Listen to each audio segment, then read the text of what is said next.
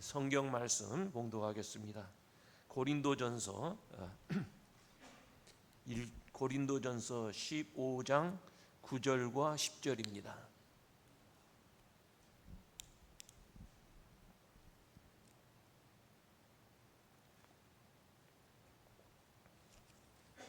제가 한 절 읽고 여러분들께서 한 절 읽어 주시기를 바랍니다. 나는 사도 중에 가장 작은 자라. 나는 하나님의 교회를 박해하였으므로 사도라 칭함 받기를 감당하지 못할 자니라. 그러나 내가 나된 것은 하나님의 은혜로 된 것이니 내게 주신 그의 은혜가 헛되지 아니하여 내가 모든 사도보다 더 많이 수고하였으나 내가 한 것이 아니요 오직 나와 함께 하신 하나님의 은혜로다. 아멘. 아멘. 우리들이 믿음 생활하면서 가장 많이 듣기도 하고 또 가장 많이 말하기도 하는 그런 단어가 하나 있는데 은혜라는 말입니다. 참 우리가 은혜라는 말을 많이 사용합니다. 마음이 편안하고 기도한 것이 응답되고 또 마음에 원하는 것들이 잘 이루어지면 하나님 은혜입니다 라고 말을 합니다. 또 설교를 듣고 감동이 되면 은혜 많이 받았습니다 라는 말도 합니다. 그런데 여러분, 은혜란 무엇입니까? 은혜라고 하는 말은 값없이 주시는 하나님의 선물이라는 뜻입니다. 내가 어떤 일을 해서 수고를 해서 받는 것은 은혜가 아닙니다. 그것은 대가입니다. 그러니까 내가 한 것이 없어요. 내 노력이나 공로가 없이 값없이 주시는 하나님의 선물을 은혜라고 이야기합니다. 우리는 값없이 주시는 하나님의 은혜 속에 살고 있습니다. 참 모든 게 은혜예요. 오늘 이 자리에 나와서 예배할 수 있는 것도 은혜예요. 나에게 건강 주신 것도 은혜예요. 나에게 행복한 가정을 주신 것도 은혜요. 모든 것이 다 은혜. 그래서 은혜라는 말이 얼마나 좋은지 우리 여성 교우들 가운데는 교우든 아니든 간에 사람들은 은혜라는 말을 좋아해서 미국 이름으로 바꿀 때 그레이스라고 하는 이름을 많이 쓰기도 합니다. 그레이스 킴, 그레이스 박, 이 그레이스 은혜라는 말이죠. 그리고 또 자기 딸 이름을 지어줄 때도 은혜다. 그래서 은자가 들어가는 이름들을 많이 사용하기도 합니다. 참 몇 주 전에 우리 교우 가운데 강은구 집사님 큰 교통사고를 당했어요. 그 무서운 사고 가운데서 하나님께서 저의 생명을 지켜주신 것 너무나 감사하고 참 큰 은혜입니다. 근데 내가 그 이름을 가만히 살펴보니까 은구에 은혜를 구한다. 은혜를 구해서 하나님 앞에 은혜를 받은 것 같아요. 제가 그렇다고 장명가는 절대 아니에요. 그러나 이름이 그렇다는 거예요. 한문으로 그렇게 쓰는지는 모르겠지만 모든 게 다 은혜예요. 아마 여러분들도 그랬을 거예요. 제가 처음 미국에 올 때 이제 유학생으로 왔는데 가방 2개 들고 왔어요. 제가 가방 2개, 우리 집사람도 가방 2개, 그래서 4개 들고 왔어요. 그래서 아파트를 하나 얻어가지고 가서 밥을 먹어야 되는데 식탁이 없어가지고 신문지 깔고 밥을 먹었어요.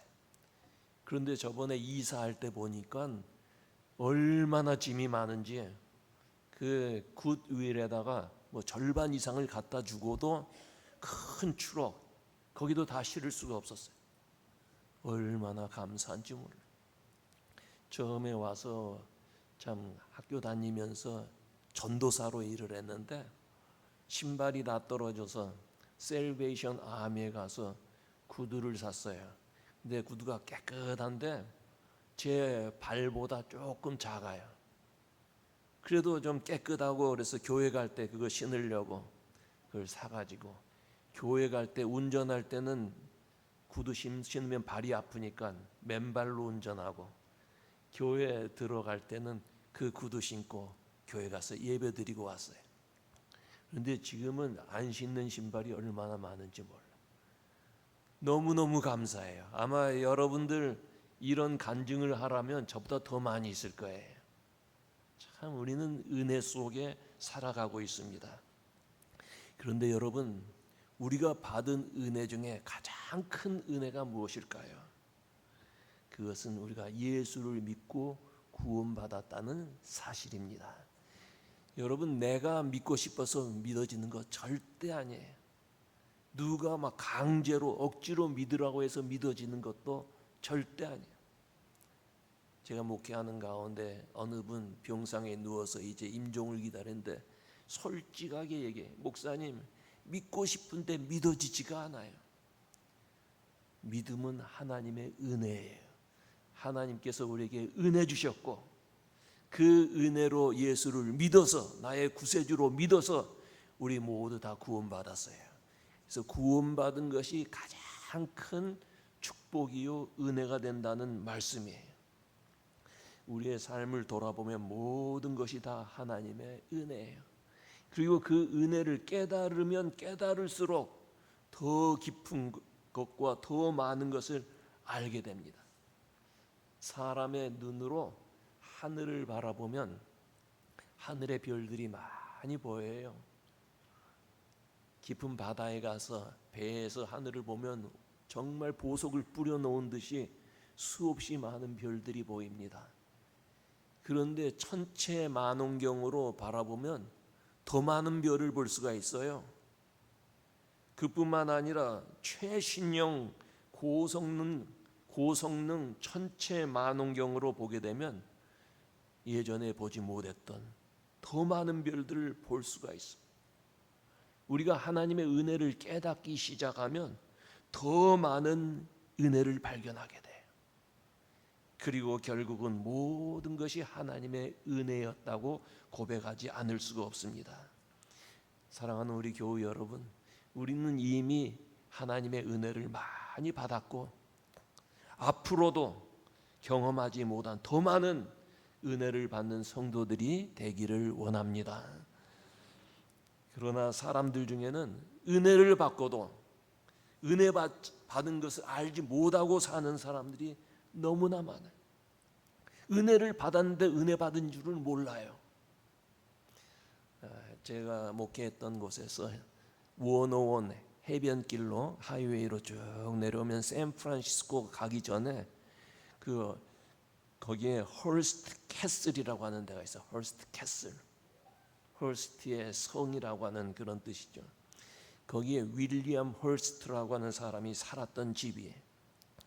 이 집 규모가 어마어마해. 관광객들이 오니까 차로 그 안에 못 들어가게 하고 문 앞에다가 차를 세우고 버스로 그 건물까지 가는데 한참 가야 돼. 그 정도로 규모가 대단하고 거기 가면 집들이 뭐 온갖 과거의 양식, 뭐 로마네스크나 헬레니즘이나 뭐 여러 가지 바로크 그런 건물들이 있고요. 그 안에 박물관처럼 골동품들이 쫙 나열돼. 모두가 감탄을 해요. 이 윌리엄 헐스트는 신문사를 경영했던 아주 큰 부자였는데 세계적인 미술품, 골동품들을 수집하고 그것을 바라보며 즐기며 살았어요. 그리고 진귀한 미술품이나 골동품이 있다면 세계 어디든지 찾아가서 그것을 사들였어요. 그런데 어느 날 골동품 잡지에 유럽 왕가에서 사용했던 도자기 하나가 소개됐어요. 그 도자기를 볼 때면 마음이 뜨거워지는 거예요. 내가 이것을 사야겠다. 여러 번 유럽에 갔지만 찾을 수가 없었어요. 누가 그 도자기를 갖고 있는지조차 알 수가 없었어요. 그러던 어느 날에 또다시 골동품 잡지에 그 도자기가 소개되어 나오는데 그 골동품 주인의 이름이 그 밑에 적혀 있어요. 그래서 그 이름을 자세히 보니까 그 이름이 자기 이름이었어요. 전에 이미 그것을 사서 자기 집에 보관했는데도 자신이 갖고 있다는 것을 알지 못했어요. 우리도 하나님의 은혜를 받고 살면서도 그 은혜를 받았는지조차 모르고 살 때가 있다는 말씀이에요. 여러분, 우리는 이미 하나님의 은혜를 받은 하나님의 자녀들입니다. 우리는 믿음으로 하나님의 자녀가 되었어요. 앞으로 하나님의 자녀가 될 것이 아니라 그 말씀대로 믿고 주님을 따르는 자들은 하나님의 아들이 되는, 하나님의 자녀가 되는 권세를 주셨다 그랬어요. 우리는 모두 하나님의 귀한 자녀들이에요. 그래서 하나님은 우리들을 책임져 주시는 거예요. 지금까지 받은 은혜를 우리는 세어봐야 돼요. 내가 받은 은혜가 무엇일까? 하나하나 세어볼 때 하늘의 별들이 더 많이 보이는 것처럼 수없이 받은 은혜가 여러분들 다 생각이 나고 하나님의 은혜에 감사하지 않을 수 없어요. 여러분, 또 우리가 이 인디애나폴리스 이 교회의 교인 된 건 얼마나 큰 은혜인지 몰라요. 여러분들이 잘 몰라서 그래. 교회마다 얼마나 문제가 많은지 몰라요. 교회에 은혜가 없다고 교회가 교회를 이렇게 비난하는 사람들이 있어요. 교회가 완전하지 못하다는 거예요. 그런 생각해 보세요. 여러분, 교회가 완전하면 내가 그 교회 다닐 수 있어요? 내가 완전하지 못하는데. 완전하지 못한 사람들이 모여서 주 안에서 새로워지고 변화가 되고, 그래서 주님이 기뻐하시는 교회로 성화되어 가는 곳, 그것이 바로 교회예요. 우리는 이 아름다운 교회로 하나님께서 불러주셨고 힘을 모아서 주님께서 기뻐하시는 교회로 만들어가는 그런 성도들이 되어야 될 줄로 믿습니다. 그래서 이 교회에 나오는 것만도 감사해요. 장로님들 얼마나 좋은지 몰라요. 훌륭해. 우리 권사님들이나 집사님들, 우리 교우들 보면 사랑이 넘쳐요. 제가 처음에 왔을 때는 얼굴이 좀 굳어 있었어요. 제가 보니까 그 설교하면서 좀 설교에 집중하려고 제가 조크를 해요. 이 아이스 브레이킹이라고, 영어로는 아이스 브레이킹. 그걸 하는데도 얼굴들이 그냥 다 이렇게 심각한 얼굴로 있어. 그러면 앞에서 설교하기가 굉장히 부담스러운 거예요. 그런데 이제는 여러분들 얼굴이 다 환해졌어요. 빛이 나요. 천사의 얼굴 같아. 그런 교우들이 있는 교회 얼마나 감사한지 몰라요. 우리 교회 한 사람이 아프면 다 기도해요. 안 하는 것 같지만 다 기도해요. 어려움 당하면 다 같이 마음 쓰고 위로해 주려는 그런 마음들이 있어요. 얼마나 감사해. 이 교회 교인 된 것 하나님의 은혜인 줄로 믿습니다. 그렇다면 여러분, 그 은혜에 감사하며 살아야 돼요. 내가 이렇게 은혜를 받았는데 감사해야 되지 않겠어요? 그 다음에 그 은혜를 누리며 살아야 돼요. 은혜 받은 것을 누릴 줄 알아야 돼요. 즐거워할 줄 알아야 돼요. 그리고 그 은혜 받은 것에 대해서 보답하며 살아야 되는 거예요. 우리는 이미 받은 은혜에 대해서 감사해야 할 뿐만 아니라 앞으로도 계속해서 하나님의 은혜를 받으며 살아야 합니다. 우리는 영원한 천국을 향해서 나아가는 성도들이, 마치 이스라엘 백성들이 애굽에서 종노릇 했어요. 여러분, 그냥 노예 노릇만 한 것 아니에요. 애굽에서 이스라엘 백성들은 꿈이 없었어요. 절망밖에 없었어요. 왜 그랬을까요? 밖에 나가서 노역을 한 것뿐만 아니라 아들이 태어나면 다 죽이는 거예요. 그러면 결국은 유대인들은 멸종되는 것 아니겠어요? 절망 가운데 있을 때 하나님께서 모세를 통해서 그들을 해방시켜 주셨어요. 그래서 그들은 광야로 나와서 젖과 꿀이 흐르는 가나안 땅으로 향하게 됐어요. 이 하나님의 은혜가 아니겠습니까? 우리도 마찬가지예요. 우리는 애굽이라고 하는 그 땅에 있지는 않지만 죄와 이 죄의 사슬에서 신음하던 사람이에요. 죄에서 자유로운 사람이 누가 있어요? 그러나 우리 주님이 어서 그리스도의 보혈로 죄의 사슬을 다 끊어주셨어요. 그래서 우리들도 죄에서 이제 해방이 되어서 적과 꿀이 흐르는 가나안 땅, 더 나아가서 그것은 바로 천국을 의미하는데 천국으로 향하는 그러한 성도들이다. 이것 또한 큰 은혜가 아닐 수가 없어요. 그런데 여러분, 천국을 향하여 나아가는 길이 항상 평탄하지는 않아요. 그 길은 광야의 길일 수 있어요. 목마름과 배고픔, 더위와 추위, 외적의 공격, 수없이 많은 어려운 문제들이 있습니다. 이런 문제들을 해결하기 위해서 우리는 매일매일 새롭게 받아야 할 은혜가 있어야 합니다. 이미 받은 은혜도 감사하지만 매일매일 은혜가 필요하단 말이에요. 우리 인생길에서 싸워 이겨야 할 그런 은혜가 필요하다는 말씀이에요. 단 한 번의 은혜로 족한 것 아니에요. 매일매일 주시는 하나님의 은혜가 필요하다는 말씀이에요. 하나님께서는 때를 따라서 이스라엘 백성들에게 은혜를 주셨어요.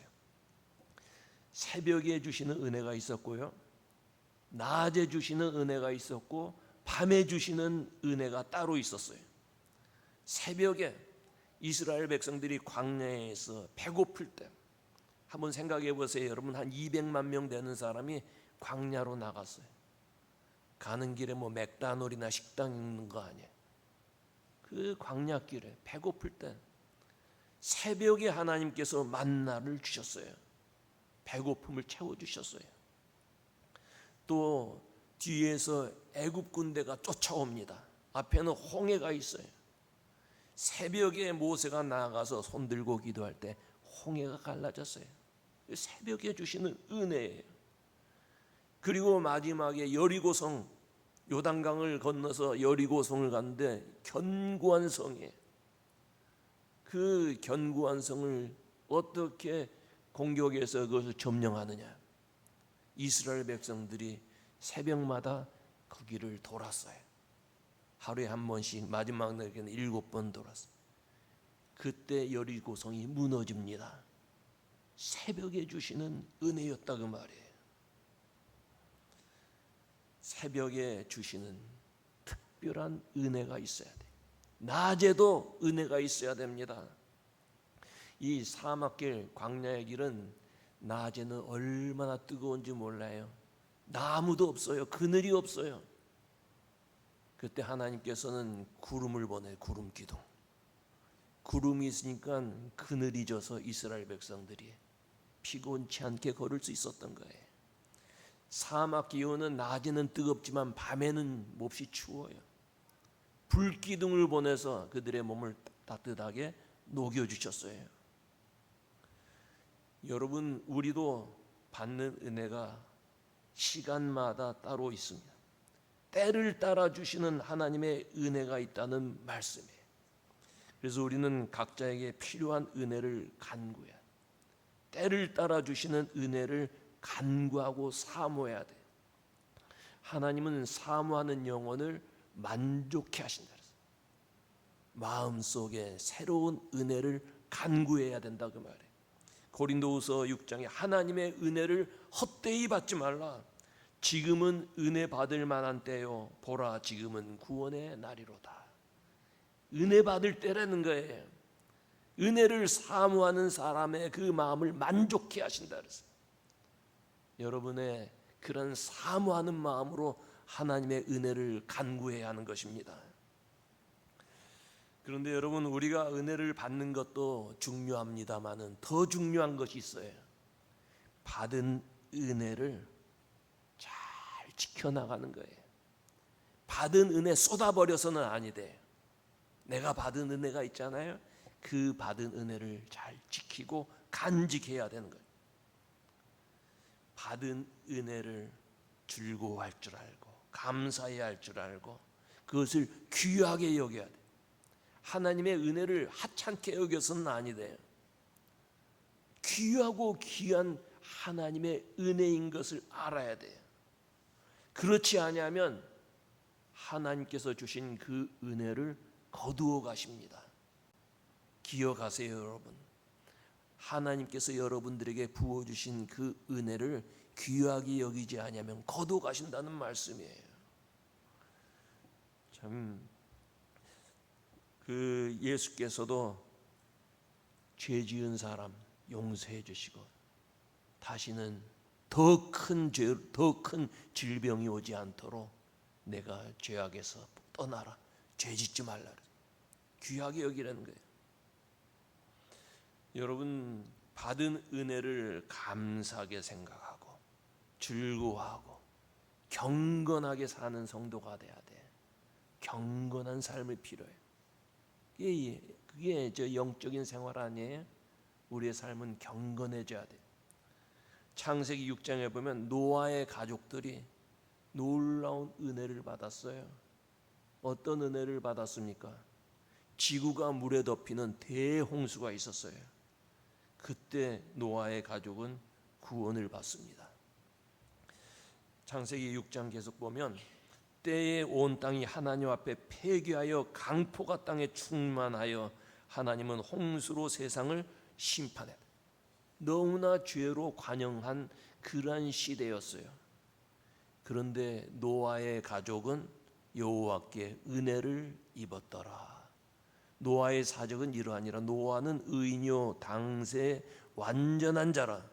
그가 하나님과 동행했더니. 하나님 앞에서 완전한 사람은 없어요. 그러나 이웃 사람들, 다른 사람들과 비교해 볼 때, 상대적으로 볼 때 노아는 완전하고 참 의롭게 살고 하나님과 동행한 사람이죠.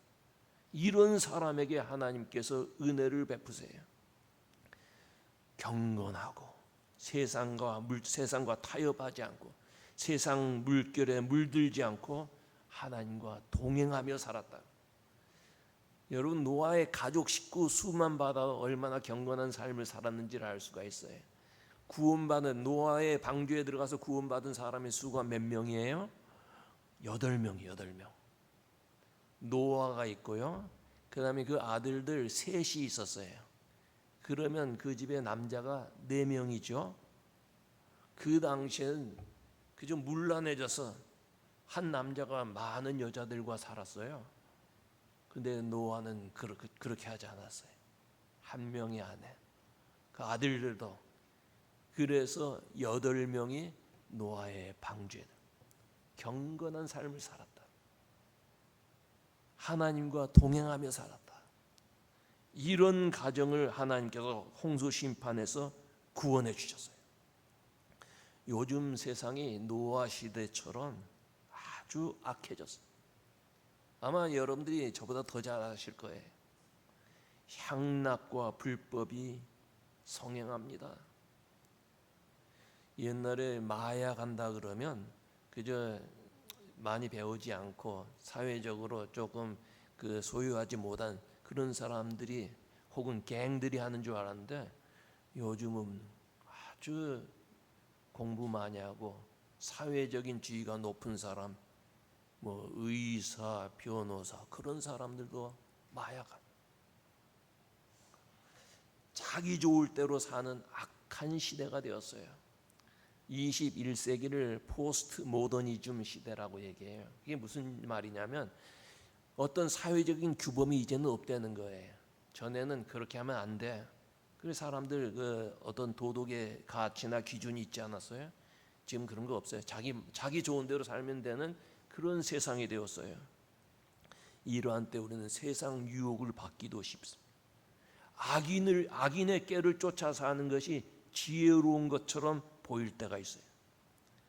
그러나 이런 때일수록 은혜 받은 사람은 자기의 믿음을 지키고 의롭게 살고 경건하게 살면 하나님께서 그런 사람, 그런 가정, 그런 교회에게 더 큰 은혜를 베풀어 주실 줄로 믿습니다. 아무렇게나 살지 마십시다. 그냥 미국 이민하다 생각 없이 그냥 그렇게 살지 말자 그 말이에요. 경건하고 하나님과 동행하며 살아야 돼. 은혜 받은 사람은 삶이 변화돼야 돼. 생각이 바꾸어지고 성격도 바꿔지고 행동도 달라지고 더 겸손해져야 돼.